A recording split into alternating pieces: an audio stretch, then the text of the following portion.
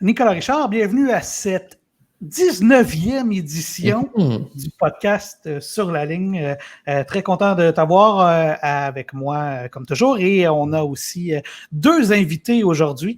On va parler à Alexis Galarneau qui a remporté les grands honneurs d'un tournoi. Un champion. Alexis, un champion. C'est notre premier champion de tournoi au podcast. Et c'est également le premier qui revient pour une deuxième fois au podcast. Et Nicolas, tu sais, on se souvient toujours des premiers? Oui, ça, c'est les premières fois toujours marquantes. Alors, Alexis nous marquera doublement. Et on a aussi Melissa Boyd avec nous qui a gentiment accepté d'embarquer avec nous dans le projet. Elle va coordonner nos médias sociaux. Alors, on l'a invitée sur le podcast pour la présenter puis parler de tennis avec elle parce qu'elle connaît quand même beaucoup ça le tennis. Elle le suit. C'est une ancienne gestionnaire de médias sociaux de Tennis Canada qui maintenant travaille à son propre compte. Alors, elle va venir jaser avec nous. On va évidemment parler de Félix Auger-Aliassime, de Milos Raonic.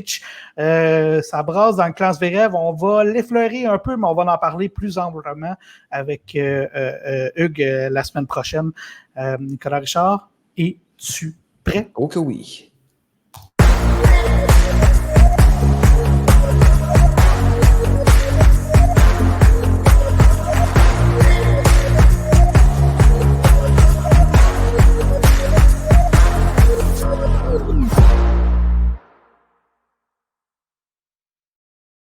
Version originale de l'intro sans Hugues Léger. Avant qu'on présente nos invités, je veux faire un petit clin d'œil à un podcast il y a 2 semaines parce que je te parlais de Mario Tennis la semaine passée et tu semblais pas trop savoir c'était quoi. Moi, j'ai de la misère à croire que tu n'as pas joué à ça parce que moi, j'ai passé des heures. En tout cas, c'est ta chance de commencer et tu pourrais commencer contre Bianca Andreescu qui a annoncé qu'elle va participer à un petit challenge Mario Tennis sur la Nintendo Switch. Honnêtement, je prendrais ma chance. Ce serait probablement ma seule chance de battre Bianca Andreescu au tennis. Ben, c'est pas une première non plus. Il y a plusieurs joueurs, plusieurs personnalités connues qui s'incrustent dans le monde du jeu vidéo pour rejoindre leurs amateurs, leurs partisans. Je pense notamment à Naomi Osaka qui a fait ça aussi l'an dernier. Je pense à Alexandria Ocasio-Cortez, une politicienne qui pour pouvoir gagner ses élections s'est rapprochée de ses électeurs en jouer à ce genre de jeu. Donc, c'est une nouvelle initiative pour rejoindre la base partisane. Puis, bon, comme tu l'as dit, de jouer contre une championne de Grand Chelem, ben, c'est jamais de refus. Surtout avoir la chance de la battre. Ben, c'est surtout ça. Tu pourrais le dire une fois dans ta vie, dans ta bio Instagram, j'ai battu Bianca Andreescu. Exact. Et parlant de battre un adversaire, on a un invité de marque, on en a parlé en introduction. Alexis Galarneau, bienvenue pour la 2e fois au podcast. C'est le premier invité qui revient et notre premier champion de tournoi professionnel avec nous. Bienvenue, Alexis. Comment ça va? Merci. Ça va bien, et vous?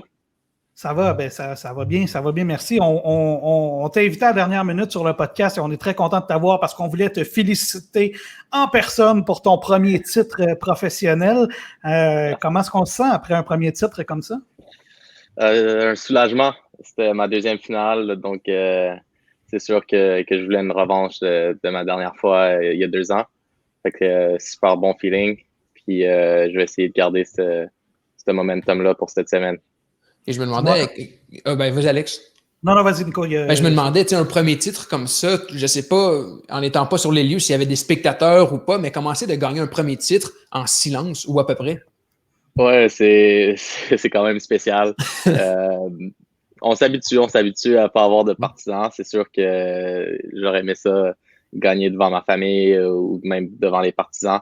Donc, mais on s'adapte. Puis juste le fait de pouvoir jouer, c'est ça, c'était quelque chose que je pensais même pas pouvoir faire cette année, de jouer des tournois professionnels. Donc, c'est super encourageant. Puis ça fait du bien de pouvoir jouer.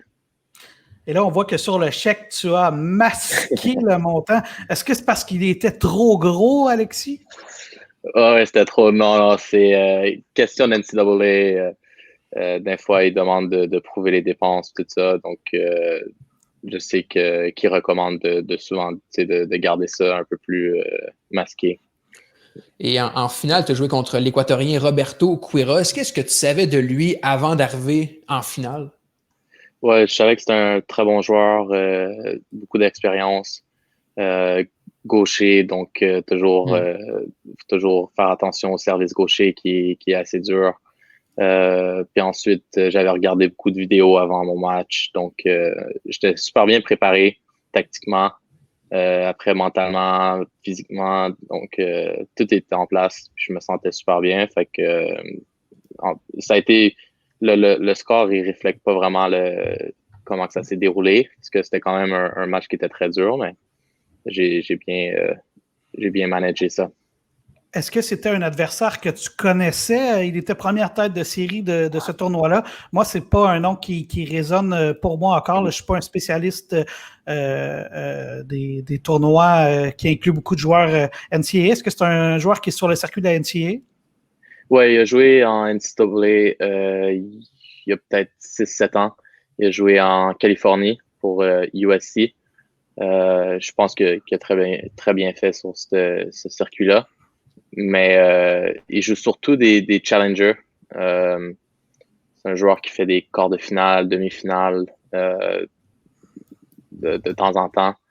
Fait que je savais que j'avais mes chances.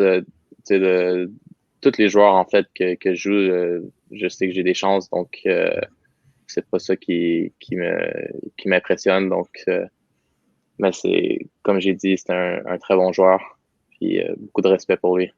Évidemment, ici au Québec, on n'a pas pu suivre avec beaucoup de détails le tournoi, mais est-ce que tu dirais que le match de finale a été le match le plus difficile à jouer? Je dirais que c'est le match de quart de finale qui était le plus dur. En fait, c'est un match qui est vraiment, c'était vraiment up and down. Donc, il y a eu, je pense, 6-7 bris de service au premier set. Ensuite, je pars la deuxième manche, 6-3, seulement un bris. Puis après ça, un autre bris pour terminer la manche, la manche ultime. Donc, c'était un match qui était vraiment up and down. Fait que ça, c'est jamais facile à jouer. Mais c'est sûr que la finale, c'était quand même assez dur. Il y avait un peu de nervosité. Ça faisait longtemps que j'avais pas joué de finale, donc je dirais que le quart de finale puis la finale, c'était les deux plus durs. Félix t'a félicité sur Twitter. Est-ce que vous avez échangé quelques mots, peut-être par téléphone ou par message texte? Et peux-tu nous révéler la nature de cette conversation-là? Ouais, non, mais on se parle à chaque semaine. Puis je suivais son tournoi de double assez proche parce que je savais que c'était intéressant. C'était le deuxième tournoi qu'il jouait avec Hubert Ukratz. Donc c'était intéressant puis c'était le fun à regarder. Puis on se parlait à chaque jour. Puis finalement, je gagne ma demi-finale. Puis lui, il venait de gagner sa demi-finale. Puis on se taquinait. On se disait qu'on est dû pour en gagner une finale. Puis on est allé 2 pour 2. Donc, des bons résultats. Est-ce qu'il y avait une petite gageure entre vous, là, qui êtes des bons amis, qui va remporter le premier titre en 2020? Puis là, ben, ça donne que c'est la même fin de semaine. Ouais, fait que toutes les bêtes sont cancellées, malheureusement. Ben, maintenant, tu as un gros chèque pour pouvoir miser de l'argent. Tu peux y échanger ton gros chèque contre son gros chèque, peut-être. Qui sait? Mais ça en dit long quand même sur Félix, hein, de prendre le temps de féliciter un ami qui joue dans un tournoi. On va se le dire, c'est quand même, c'est pas un tournoi d'une ampleur de Masters 1000, là, et qui quand même prend le temps de dire félicitations parce que c'est quand même tout un accomplissement et le monde ne se rend pas compte à quel point le niveau de tennis est élevé dans ces challengers-là. Il faut le voir de ses propres yeux, je pense, parce que entre la fin du top, mettons, 300 et le début du top 100 jusqu'à, je sais pas, le 90, 70, il n'y a pas toujours une si grande différence que ça entre les joueurs. Hein? Non, en effet. C'était, en plus, vu qu'il y a moins de tournois qui sont cédulés cette année, les tournois ils sont encore plus forts. Donc, non, c'était un tournoi qui était dur, puis je suis fier d'avoir gagné. Mais c'est ça, Félix, pour moi, il m'aide énormément. justement, pour la finale, tu sais, des petits conseils qui m'ont aidé. Puis sinon, c'est juste, tu sais, à chaque jour, il ose la barre pour nous pour qu'on croit en nos talents ou notre travail. Fait que il y a un gros impact sur nous, les plus jeunes. Et sur le plan sportif, bon, Félix a remporté son tournoi en double, mais aussi une actualité qui est pas banale aussi, c'est que Félix s'est séparé de son entraîneur des 6 dernières années, Guillaume Marx. Est-ce que tu peux nous expliquer, à votre niveau, à quel point la relation entre un entraîneur et un athlète est importante?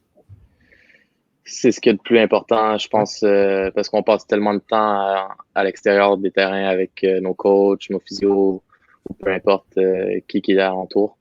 Puis, mais je pense, je connais pas trop les détails, mais d'après, je pense qu'ils ont eu une très bonne relation. Puis, j'ai eu la chance de les côtoyer plusieurs fois pendant les tournois, puis voir comment ils travaillaient ensemble. C'était vraiment une très bonne équipe. Mais des fois, je pense que des petits changements, ça peut aider, puis ça rafraîchit un peu le travail, puis tout ça. Parce qu'on l'a vu aussi avec Bianca, lorsque Sylvain Bruno est devenu son entraîneur à temps plein, ben son ascension a été vraiment fulgurante. Puis c'est vraiment à ce moment-là que Bianca est devenue vraiment une championne de Grand Chelem, disons-le. Fait que cette relation-là est peut-être des fois sous-estimée, je trouve, surtout au tennis, où c'est un sport individuel, mais ce qui se fait en arrière-scène, c'est tellement important, puis tu fais bien le souligner. En effet. Quelle a été la réaction de tes coéquipiers de l'université? Parce que il y a quelque chose le tennis, c'est un sport individuel, très individuel. Tu sais, puis on voyait Kyrgios cette semaine dire à quel point vous avez aucune idée à quel point on est tout seul. Mais dans le sport universitaire, tu as l'avantage d'une certaine manière de ne pas être si seul que ça. Ça a été comment la réaction de l'équipe? Ouais, j'ai eu tous mes coéquipiers m'ont félicité. C'est aussi pour moi, je suis content de leur montrer que le travail, ça paye. Puis aussi leur montrer que c'est faisable de gagner des tournois professionnels. Puis donc, tu sais, il y a eux qui viennent de rentrer à l'université, ben, j'essaie de leur montrer l'exemple, leur prouver que c'est possible. Fait que je suis content de pouvoir pouvoir représenter l'université, puis de faire un peu comme Félix fait pour nous, les joueurs canadiens. C'est de montrer l'exemple. Tout ça. Est-ce qu'un titre comme ça peut changer les plans un peu pour toi à court ou moyen terme, ou est-ce que le plan, c'est de rester à l'université et de compléter ton stage universitaire? Ouais, j'ai décidé de prendre une 5e année juste parce que avec les conditions qu'on avait en ce moment, il n'y a pas beaucoup de tournois professionnels, donc moins d'opportunités de jouer. Ensuite, j'ai une bonne base d'entraînement ici.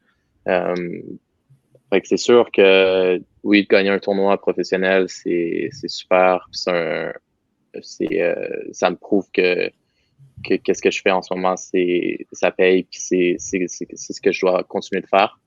Mais je pense qu'il faut que je continue d'être patient, continuer de m'améliorer, puis à force de jouer de plus en plus, je pense que c'est là que je vais commencer à être encore plus confortable, puis prendre confiance. Fait que là, c'est quand même un beau challenge demain.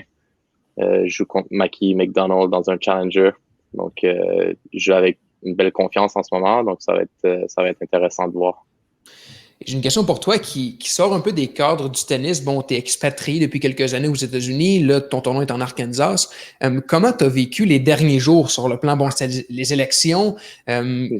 Comment tu as pu saisir ce qui se passait? Parce qu'à Saint-Jérôme, il n'y avait pas grand monde dans les rues pour célébrer la victoire de Biden. Donc, au cours des derniers jours, des dernières semaines, comment toi, un Québécois qui est arrivé aux États-Unis, a vécu ça? Je l'ai vécu à Raleigh pas mal plus 2-3 semaines avant les élections. Il y avait des manifestations qui se passaient les vendredis, samedis. On avait des couvre-feux à 10 heures. Fait que c'était quand même assez strict. Les gens, ils savaient qu'il y avait quand même des tensions puis tout ça. Puis aussi, on sentait que les élèves étaient très, très impliqués. On a un cinéma dans notre complexe d'appartements. Puis le cinéma était complet pour les débats. Ah ouais, hein? Il y avait quand même il y avait de l'intérêt qui était présent. Puis sinon, c'est toujours les gros pick-up avec les gros drapeaux, soit Trump ou Biden. C'était le fun à vivre. Puis ça fait du bien que ça soit terminé. Là, en fait, on l'espère. Et là, c'est quoi le plan pour toi d'un point de vue tennis à court, moyen terme? Là, tu dis que tu es dans un autre tournoi. Où es-tu présentement et quel est le plan pour les prochaines semaines pour toi? Ouais, j'ai reçu un laissez-passer pour le tournoi de Carey, un Challenger 80 000. Donc, je joue demain ma première ronde à midi contre Mackie McDonald, qui était aussi un joueur universitaire. Style de jeu quand même semblable au mien, fait que ça va être intéressant. Ensuite, je me suis inscrit à 2 tournois en République dominicaine. Donc, on va voir s'ils vont vraiment se dérouler parce que il y a eu plusieurs tournois qui se sont cancellés dernière minute. Ça reste à voir. Sinon, je vais retourner à Laval pour m'entraîner avec Nicolas Mamba, Félix, si jamais il est en ville. Donc, non, ça va faire du bien de retourner à la maison aussi. Hein. Et là, avec la finale, te sens-tu drainé ou au contraire, t'es comme catapulté vers une nouvelle forme? Là? Ouais, je pense je me sens bien. C'est sûr, il y a des petits bobos, mais on est chanceux. Il y a toujours des physios sur le site. Puis j'essaie de prendre soin de mon corps. Fait que non, je me sens bien. Puis je suis encore jeune, donc on en profite.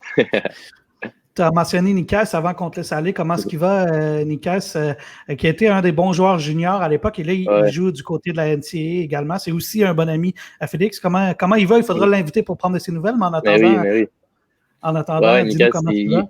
Il va super bien. Justement, il était en Arkansas avec moi. Il a connu un dur match en dernière ronde des qualifications contre un bon joueur qui était très dur à jouer. Puis ensuite, on a joué en double ensemble. On a gagné notre première ronde, mais ensuite, on a perdu au set ultime. C'était dommage, mais c'était bien de pouvoir compétitionner ensemble. Il doit être rendu à 8 pieds parce qu'il avait 14 ans, il mesurait à peu près 6 pieds. Alors, il doit être rendu grand pas à peu près. Ouais, une bête.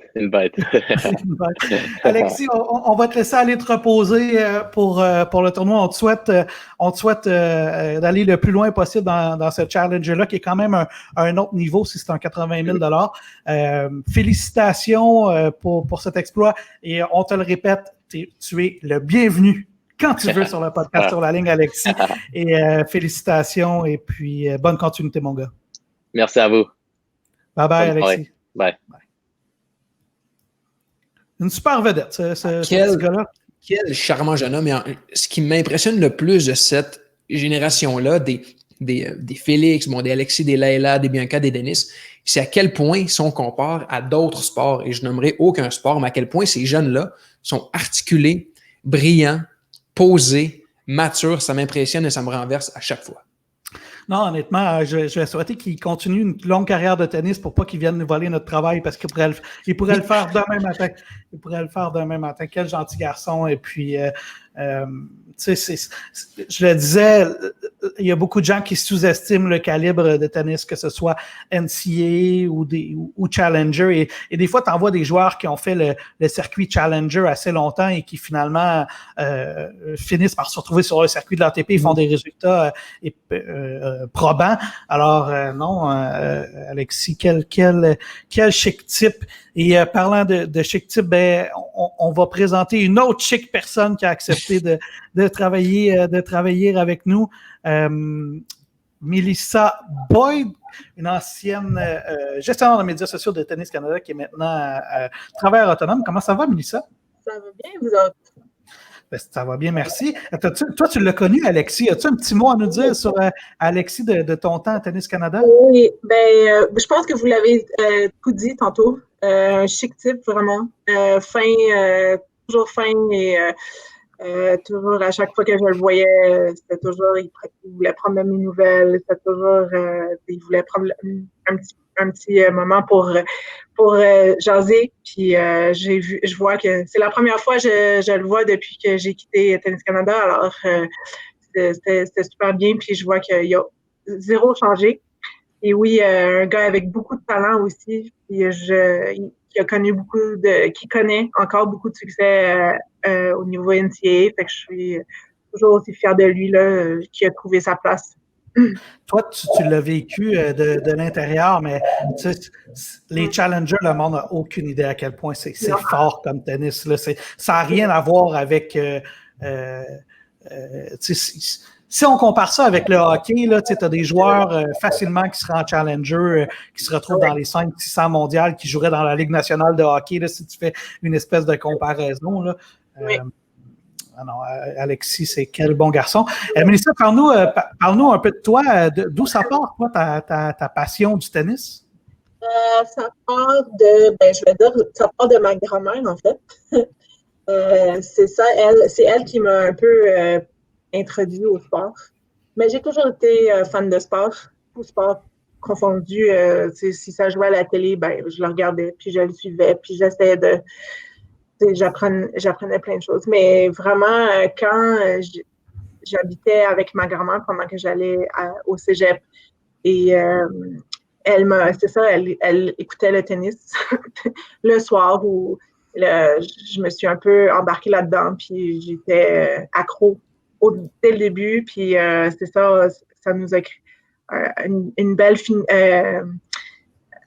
entre nous, c'était notre truc. Puis, je me rappelle quand j'étais à l'école, elle m'enregistrait tous les matchs pour que je puisse les écouter à la maison, en revenant à la maison. Puis, c'est ça. Fait que c'est elle qui m'a introduit au sport.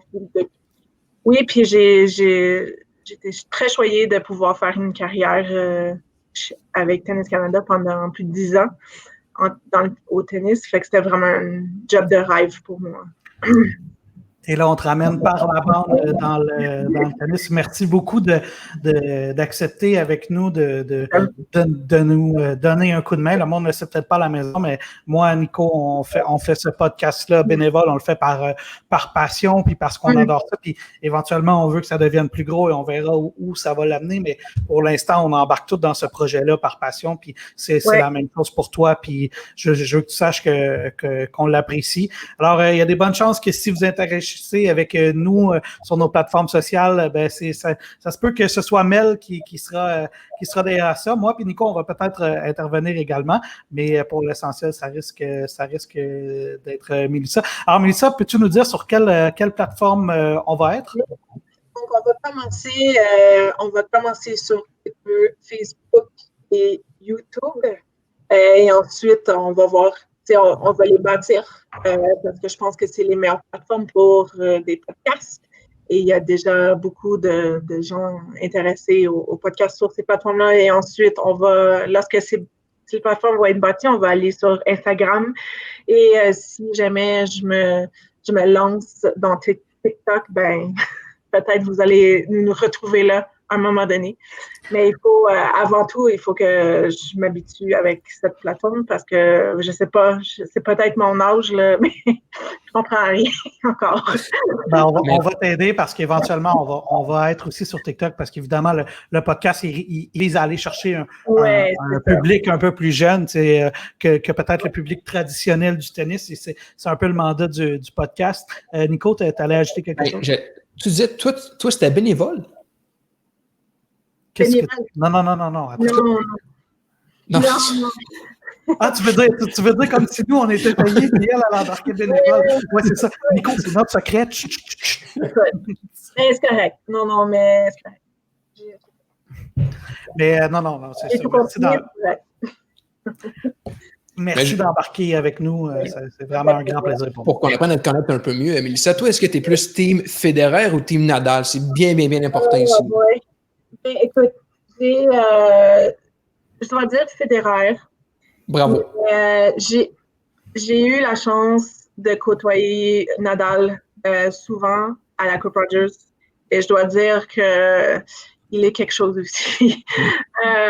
C'est vraiment, on est vraiment gâtés de pouvoir vivre cette génération. C'est vraiment incroyable. C'est vraiment deux légendes et deux personnes, deux athlètes tellement fins, généreux et je veux dire, c'est ça. C'est comme si il marche. Je me rappelle, il arrivait dans une salle, là, puis c'est comme si tout le monde... Comme c'était Dieu, là, oui. Ouais, vraiment, là. C'est comme...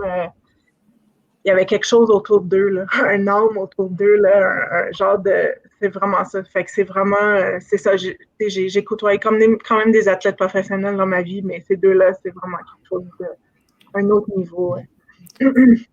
Nico, un de ses plus beaux moments de la Coupe Rogers et possiblement son plus beau en souvenir, c'est un match fédéraire contre Vasek Pospisil à la Coupe Rogers. Ouais. Moi, je l'ai couvert pendant 10 ans. J'ai des souvenirs aussi impérissables de ce tournoi-là. Toi, c'est quoi ton plus beau souvenir? Peut-être c'est un souvenir que tu as vécu de l'intérieur également, mais c'est quoi ton plus beau souvenir de la Coupe Rogers? Je vais faire un pour les tournois des hommes, puis un pour le tournoi des femmes. Pour le tournoi des hommes, c'était probablement 2013, peut-être. La finale Raonic-Nadal? Non, alors c'était plus avant ça, 2011 alors. C'était une demi-finale Djokovic-Nadal et c'était fou. Le match était serré 3-7. Il y avait des Espagnols, il y avait des Serbes. C'était fou. Les estrades étaient bondées et j'ai jamais vécu une atmosphère comme ça pour un match de tennis. Et c'est Nadal qui a gagné. Et en fait, c'est l'année qui a affronté Raonic en finale. Donc, le final Masters 1000 de Raonic. C'est ça, il a affronté. Mais c'est ça, juste l'atmosphère, un match en soirée, samedi soir à Montréal, c'était incroyable. Ouais. Ouais. Il n'y a pas grand-chose qui bat un match en soirée. Non. Avec des vedettes au mois d'août, avec tout ce qui entoure la Coupe Rogers. Et puis, au-delà de la Coupe Rogers, tu as vécu des expériences assez intéressantes dans d'autres tournois Masters 1000 aussi. Tu as vécu peut-être un de mes fantasmes tennistiques, je vais le dire comme ça, Indian Wells. Indian Wells, oui. 2 fois. Une fois comme spectatrice et une fois j'ai eu la chance d'aller travailler là quelques jours pour Tennis Canada. Et écoute, c'est tout un tournoi.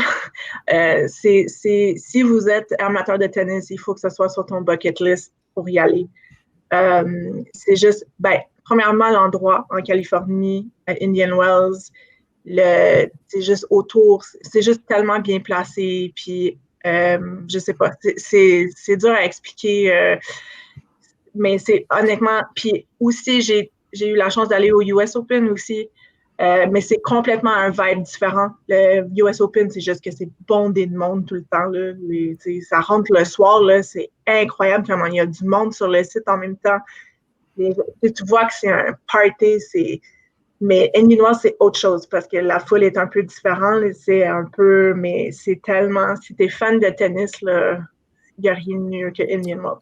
Nico, semble-t-il que de pouvoir regarder un match de tennis avec le soleil qui se couche sur les montagnes à Indian Wells, il paraît qu'il n'y a pas grand-chose qui accote ça. Et moi, j'aimerais ça le vivre. On s'organisera peut-être un podcast en direct d'Indian Wells. En direct de la Californie, voilà. Mais c'est ça qu'il faut aussi avoir Wimbledon sur le bucket list. Malheureusement, je n'ai pas eu la chance encore, mais il faut. Mais non, mais Indian Wells, c'est pas loin derrière. Déjà un beau parcours. Merci pour ces anecdotes-là. Mel, est-ce que tu restes avec nous jusqu'à la fin du podcast? T'es le bienvenu.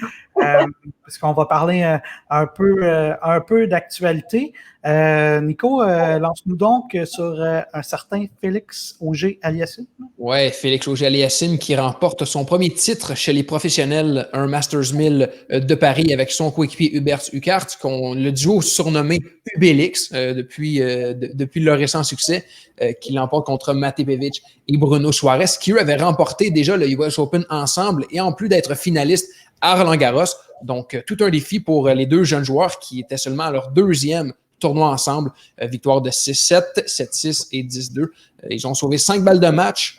Gros tournoi, puis ça va faire du bien à Félix parce que même si c'est une victoire, de double, une victoire, c'est une victoire. Et Félix, qui, on en parlait depuis plusieurs semaines, c'était coup-ci, coup-ça là, sur le plan des résultats, mais là, revient avec une victoire. Et qu'est-ce qu'on peut espérer de mieux pour Félix, lui qui reste un tournoi à jouer là, d'ici la fin de la saison. Donc, finir en beauté la saison pour Félix, je pense qu'il n'y avait rien de mieux. Surtout, lui, on en reparlera, mais qui vient de divorcer avec son entraîneur de longue date. Donc, je pense que c'est un bon pour lui, ses récents succès. Ben, au final, ça reste une bonne fin de saison d'une certaine manière parce que, bon, il a bien fait à Cologne et là, bon, à Paris, ça a été plus compliqué, mais le titre en double, c'est quand même une performance très, très, très positive dans un tournoi très relevé comme un Masters 1000.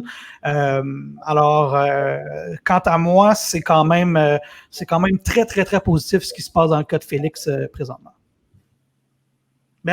Et d'autant plus, c'est la manière dont ça a été fait. Je veux dire, battre des champions Grand Chelem et de revenir de l'arrière avec des sets extrêmement serrés.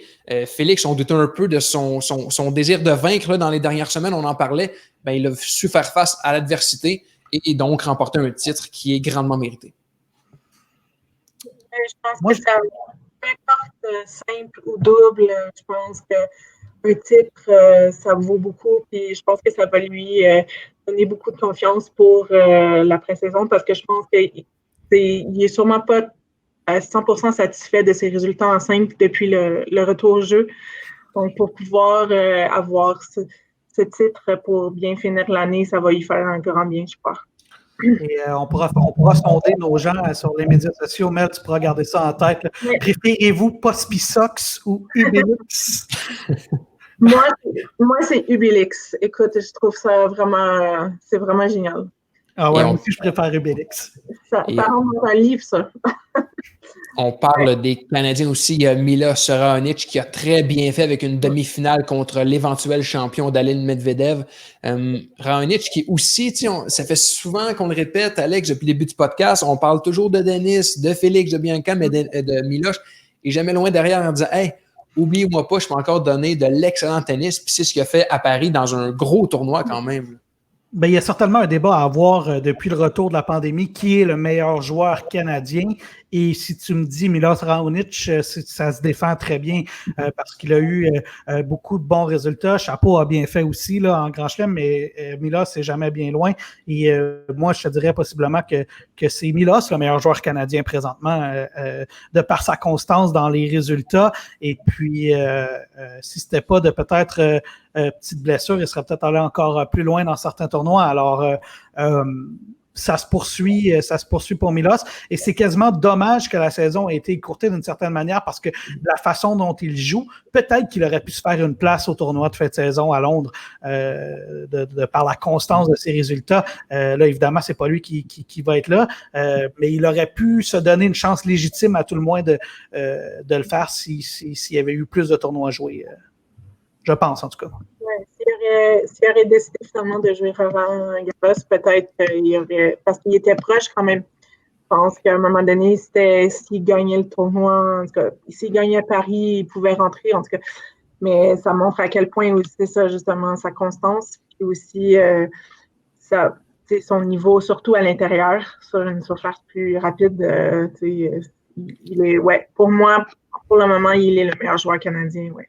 J'espère qu'il va rester en santé parce que je regardais le match justement avec mon père, puis le commentaire qui me passait en toute fin de match, il me semble, Milos a l'air flat, a l'air comme, je sais pas si il traînait une blessure, je sais pas si, en tout cas, j'espère que c'est pas ça parce que Milos et les blessures, bon, ça va souvent de pair là, au cours des dernières années, mais j'espère que, bon, la saison finit bientôt, donc s'il traîne une blessure, ça pourra se rétablir. Mais j'espère pour lui qu'il va rester en santé puis poursuivre sur cette belle lancée qui s'est donnée. En tout cas, c'est certainement positif pour ce qui se passe pour le début de saison qui va être à venir en Australie. Et moi, ce que je suis content de constater, Nico, on s'est posé la question il y a quelques semaines, est-ce que Milos Raonic va revenir dans le top 10 d'ici la fin de sa carrière? Eh bien, il est pas loin. Il est 14e mondial pour l'instant. Il joue bien. Alors peut-être que ce sera plus tôt que plus tard. Et on te fera mentir, Nico. Je ressors la clé si jamais il arrive dans le top 10. Mélissa, tu es peut-être celle qui le connaît le mieux personnellement parce que tu étais là quand il était au Centre national. Il est comment comme personne, Milos? Très sérieux. Très sérieux. Pour lui, son jouer au tennis, c'est sa carrière. Donc, il traite de la sorte. Il travaille fort. Tout ce qu'il peut faire pour qu'il devienne un meilleur joueur, il le fait. Il n'y a aucun sacrifice qu'il n'est pas prêt à prendre. Je sais que souvent, plusieurs fois, il a changé, par exemple, son alimentation. Il a essayé plein de trucs, la méditation, plein de choses. Fait que tu peux pas avoir un gars qui est plus sérieux et plus professionnel. J'ai toujours dit, tu sais, je veux dire, tout le monde, avec raison, parle de Denis et Félix, mais selon moi, sans Miloš, il n'y a pas de Denis et de Félix. Parce que lui, écoute, il donne l'exemple, vraiment. Il donne l'exemple dans la façon qu'il joue, dans la façon qu'il se prépare, mais aussi dans la façon qu'il s'exprime. Aussi, vous l'avez probablement souvent entendu aux États-Unis pendant Cincinnati, au US Open, à quel point il parlait bien, non seulement qui est conscient de ce qui se passe dans le monde, puis l'important d'être en sécurité pendant la pandémie et tout ça. Donc, c'est vraiment un ambassadeur, bon ambassadeur pour le tennis canadien, oui. Ouais, il a conquis le public montréalais, québécois, canadien extrêmement rapidement. Là, dès ses premiers matchs, ses premières apparitions à la Coupe Rogers, déjà, il était un préféré de la foule, non seulement parce qu'il était canadien, mais par sa dégaine, parce qu'il était sympathique, parce qu'il inspirait confiance. Tu l'as dit, un ambassadeur extraordinaire. Donc, il y a beaucoup de gens là, qui lui tapent sur la tête au cours des dernières années, comme quoi il est peut-être moins constant, comme quoi il a de la misère à rester au sommet. Mais n'en demeure pas moins que Miloš, ça m'a l'air d'être un sympathique gaillard. Puis je lui lève mon chapeau parce qu'à un certain moment, il était le seul de sa troupe là, comme Canadien. Tu l'as dit, un ambassadeur, un des premiers avant que la nouvelle cohorte arrive. Mais il a vraiment défriché le terrain puis il a su se faire aimer rapidement et c'est pas pour rien. Ouais, semble-t-il que c'est un étudiant hors pair aussi. C'est ça que André Barrette me confiait. On en a déjà parlé, mais semble-t-il qu'il était même en avance sur son cursus scolaire. Alors, et moi, les fois où j'ai eu à l'interviewer, j'ai toujours trouvé que c'était un chic type. Je le connais pas personnellement, comme j'ai pu connaître un petit peu plus Félix ou cette génération-là, du moins, parce que c'est drôle parce que Milos, il était un peu arrivé comme un cheveu sur la soupe. Tu sais.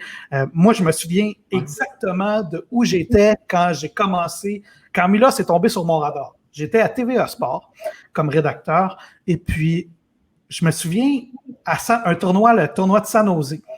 Et là, il y a un Canadien qui pop encore ou en demi-finale. Là, je suis comme, voyons, c'est qui ce Canadien-là? Puis je ne le savais pas, autour de 2010, 2011, je pense. En tout cas, c'est au début de TVA Sport.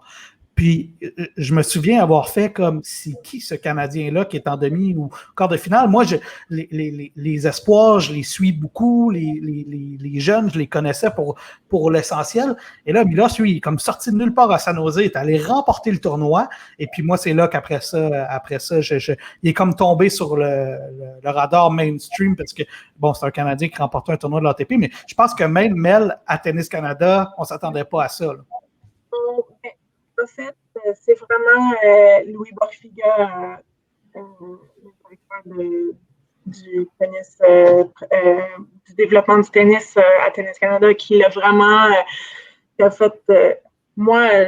qui l'a comme catché tout de suite. Il y avait son œil tout de suite en arrivant quand il est arrivé de la France. Il a vraiment, comme il voulait, ça c'était son modèle. Là, il voulait.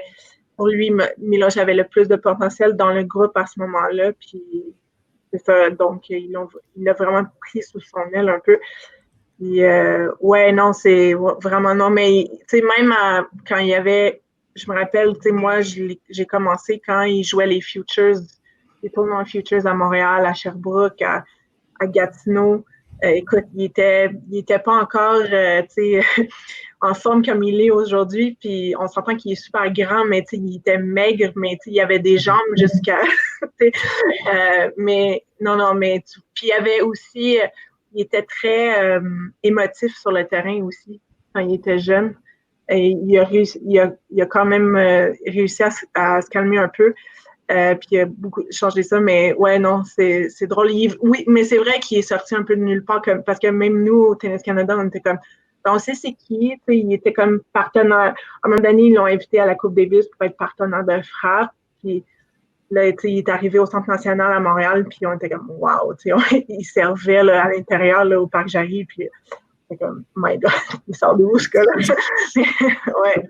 Toi, Alex, dis-moi si je me trompe, mais j'ai l'impression que Milos, ce qui a peut-être aidé son ascension, c'est que c'est un gars de highlight. C'est un gars de faits saillants, notamment, mais il l'a dit à cause de son service. Tu as été rédacteur à TVA Sport, tu en as monté des bulletins de nouvelles, puis j'ai l'impression que Milos, sa notoriété, sa popularité vient beaucoup du fait de son service, qui est encore à ce jour un des meilleurs, mais j'ai l'impression que ça a beaucoup aidé à sa montée en popularité. Est-ce que je me trompe?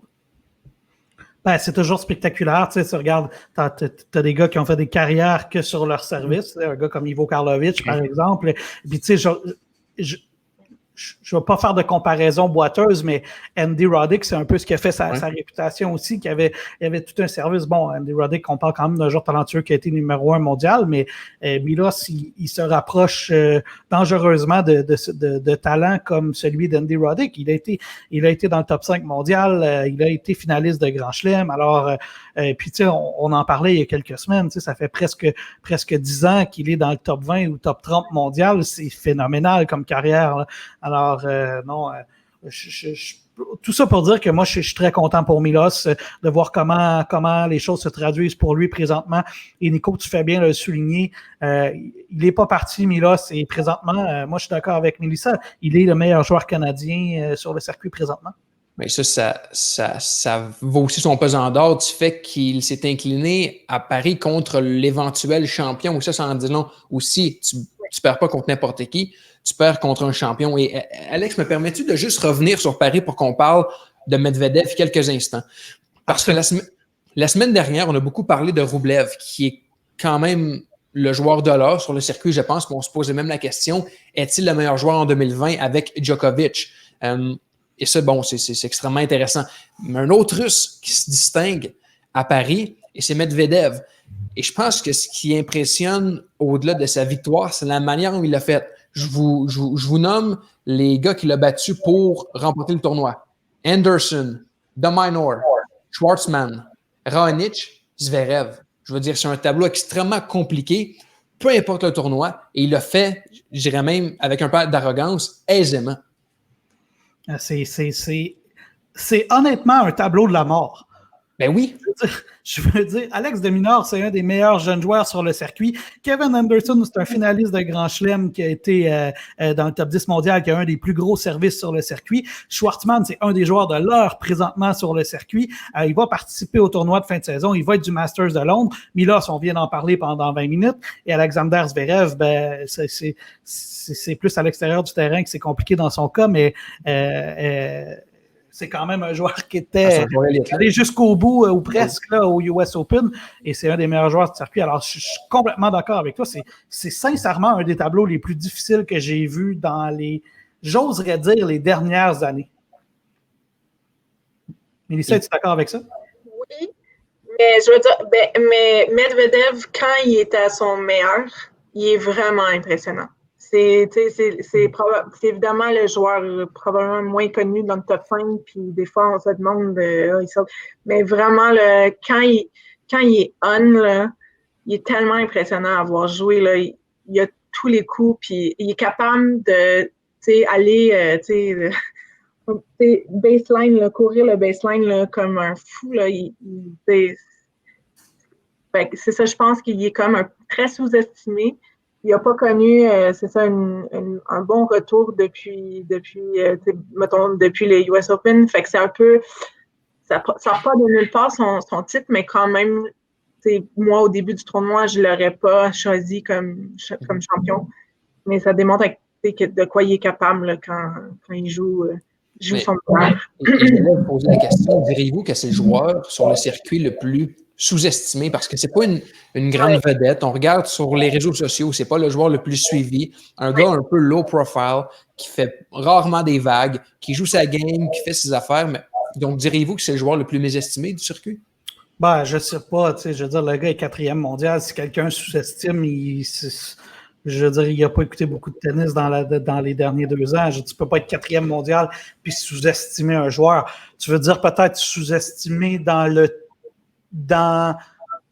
au sens où il pourrait être numéro 1 mondial au moment où on se parle, peut-être. Mais dans le sens où a-t-il la reconnaissance qui lui est due? Ben, moi, en tout cas, je pense que oui. Là. Écoute, je peux me tromper, mais c'est quand même, je veux dire, nous-mêmes, moi, je l'avais en finale une fois de plus dans mon tableau du US Open. Je le vois toujours aller loin dans les tournois.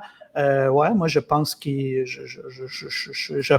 a la reconnaissance qu'il mérite. On le place toujours parmi ceux qui pourraient dominer le tennis dans les prochaines années. Pour moi, c'est le plus bel espoir russe pour l'instant pour dominer le tennis pour les 10 prochaines années. Je le vois en avant de Roublev. Avant Roublev, en avant d'Achanov. Ben, parce qu'il a accompli plus que Roublev dans sa carrière présentement. C'est tout simple que ça. Puis on l'a vu à la Coupe Rogers, la dernière Coupe Rogers qui s'est tenue à Montréal. Il avait été tout simplement dominant. C'était presque dommage qu'il n'y ait pas eu de match. Je pense que c'était en finale contre Nadal. Et puis Nadal, il avait donné toute une leçon. Mais il avait connu un parcours phénoménal, je pense, avec Cincinnati puis le US Open par la suite. Non, je pense qu'il a la reconnaissance qu'il mérite. En tout cas, personnellement, là, peut-être que moi, j'ai le nez trop collé dessus, mais j'ai l'impression que pour répondre à ta question, oui, il a la reconnaissance qu'il mérite. De ton côté, Mel, t'es toi qui es une fille de médias sociaux, penses-tu que, parce que là où je vais aller, Alex, c'est vraiment, je suis pas sûr que, mettons, l'ATP, s'ils veulent promouvoir un tournoi, je ne suis pas sûr que Medvedev est dans les premiers choix, dans les têtes d'affiche.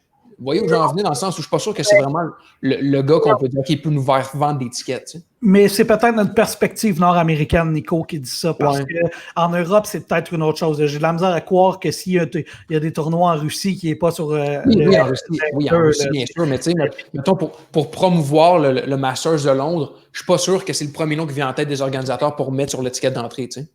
Ben là, première des choses, je comprends qu'est-ce que tu veux dire, mais je serais curieux de voir comment la promotion se fait en Europe. C'est sûr que nous autres, on garde un œil plus sur peut-être les joueurs nord-américains d'une certaine manière, mais je comprends où tu veux en venir. Moi, pour répondre honnêtement et sincèrement à ta question, je serais curieux de voir ce qui se passe en Europe avec la promotion de ce tournoi-là, par exemple. Mais je sais que moi, personnellement, je suis peut-être, je suis peut-être biaisé, mais si j'ai la chance de me déplacer pour aller voir Medvedev jouer, je vais le faire. Ben, je pense que c'est aussi il y a une personnalité un peu. Moi, je l'aime. Il est très drôle. Il est très sarcastique dans les entrevues. Puis même, je pense, hier, pendant la présentation du trophée, il a parlé de son équipe de fantasy football. Puis, il est très drôle, il est très, mais je pense que c'est ça aussi, c'est que les gens ne le connaissent pas assez, connaissent pas lui assez pour vraiment avoir, oui, je vais acheter un billet pour le voir jouer, mais je pense que ça va venir. Le plus qu'on peut le mettre justement à la télé. Puis je me rappelle même au US Open, ils l'ont amené au ESPN Desk pour une entrevue avec Brad Gilbert et compagnie. Puis il a été super charmant, super. Puis tout le monde après, on dit ah wow, on savait pas qu'il pouvait être comme ça, là, Fait que je pense que ça va venir avec plus d'exposure, c'est ça, avec des résultats, ouais. Je pense que c'est le prochain à gagner son premier titre du Grand Chelem, après Dominic Thiem. Mais c'est ça. Ouais. Mais je comprends tout à fait ton point. Ouais. Il reste sur lui. C'est un bon point que tu apportes. Moi aussi, je parierais sur Medvedev pour être le prochain à gagner son premier titre Grand Chelem. Et Nico, je ne sais pas si tu sais, mais il parle français, Daniil Medvedev. Es-tu sérieux? C'est un francophile? Ouais. Il parle très bien français parce qu'il a grandi en Europe, dans la région de Monaco, entre autres. Il y a eu des entraîneurs qui parlaient français également. Alors, la dernière fois qu'il est venu à la Coupe Rogers, il parlait un français impeccable. Impeccable. Oui, c'est ça. Les gens ont un peu réagi comme ça, Nico. Ils ont fait « Ah, ouais! » Ils ont été, ouais, fait qu'il était un peu... Il a réussi à les avoir comme avec ça, là.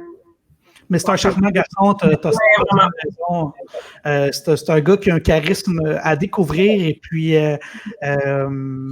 écoute, s'il veut venir au podcast sur la ligne, on va le prendre demain matin. Et j'en profite pour faire une plug d'ailleurs pour nos confrères du côté anglo qui ont une autre grosse prise. Là, leur prochain podcast, ils vont accueillir Kevin Anderson, si je ne me trompe pas. Alors, une autre bonne prise pour nos collègues de Matchpoint, de Matchpoint Canada. Nico, je pense qu'on peut faire un petit wrap-up pour aujourd'hui. On va revenir la semaine prochaine avec Hugues Léger. On va revenir sur tout ce qui se passe avec Zverev.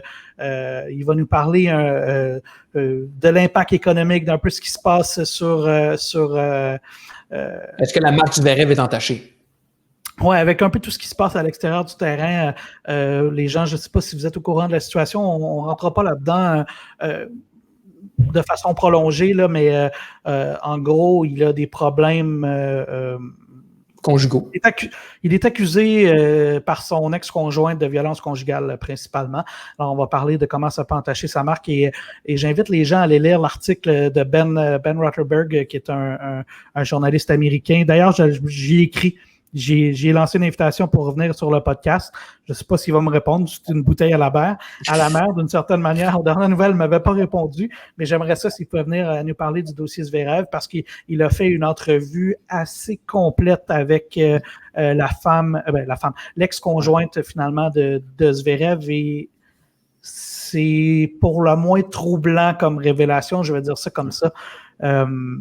Puis je veux pas qu'on rentre plus dans le sujet là, pour l'instant, mais disons que ça frappe comme article. C'est un très bon article, très long, mais c'est un très bon article et j'invite les gens à aller lire l'article de Ben Rotterberg à ce sujet-là, mais on va revenir avec Hugues Léger la semaine prochaine. Et possiblement que la semaine prochaine aussi, on aura des comptes médias sociaux à annoncer. Gracieuseté de Mélissa Boyd, que vous voyez dans le bas de l'écran. C'est mon objectif. Oui, vous allez pouvoir me suivre sur les réseaux sociaux. Oui. Et on va pouvoir tweeter, on va essayer. On va avoir des plateformes sociales qui vont aller un peu plus large que le podcast lui-même. Nico, t'es très habile sur les médias sociaux aussi, alors tu seras certainement impliqué. Un influenceur. Promo code Nico25 pour 50% de rabais. Non, mais tu dis toujours que t'es pas si grand média social que ça, mais je regarde ce que tu fais avec la radio. On fait de notre mieux pour radio. Ce qui est difficile avec les médias sociaux, c'est de partir.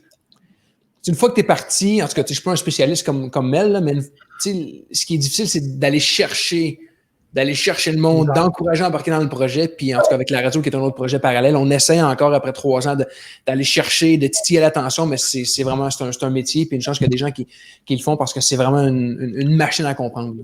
Ben, on est chanceux d'avoir Mel. Puis, tu sais, moi, j'allais vécu un peu avec la GMQ, la chaîne YouTube qu'on a partie. Puis, au départ, tu vois, là, on a dépassé 5000 abonnés, mais au départ, j'avais l'impression qu'on allait chercher les abonnés un par un. Là. Je pouvais quasiment les appeler pour les remercier de s'abonner à la chaîne.